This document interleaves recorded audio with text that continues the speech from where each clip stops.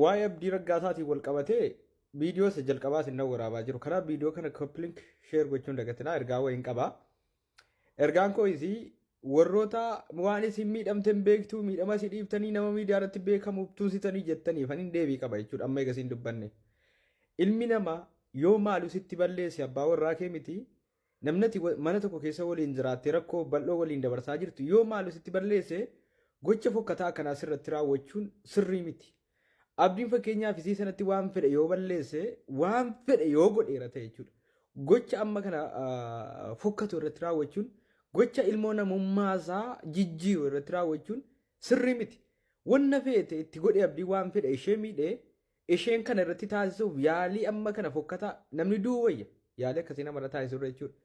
Kanaaf dogoggora guddaadha jechuudha kun.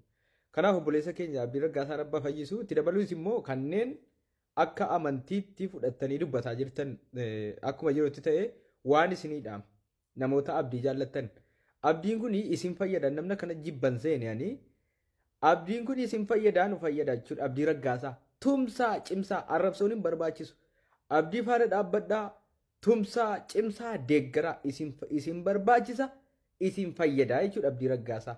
Maaliif osoo nama fayyadu ta'e ittiin duulamu bagan jedhamu ture. Abdiin nama cimaadhaa. Isin arrabaan deebisuu osoo hin taane rakkoo isaatii bira dhaabbattanii wajjin dhaabbattanii abdii tumsuu qabdu. Abdiin nama jabaadha waan ta'eef duulli namni itti duulu faayidaa ta'uu qaba isin biraa immoo jechuudha. Innaa akkasii galatoomaa sheer koppiliin godhaa abdii faana rabbiin jiraatu.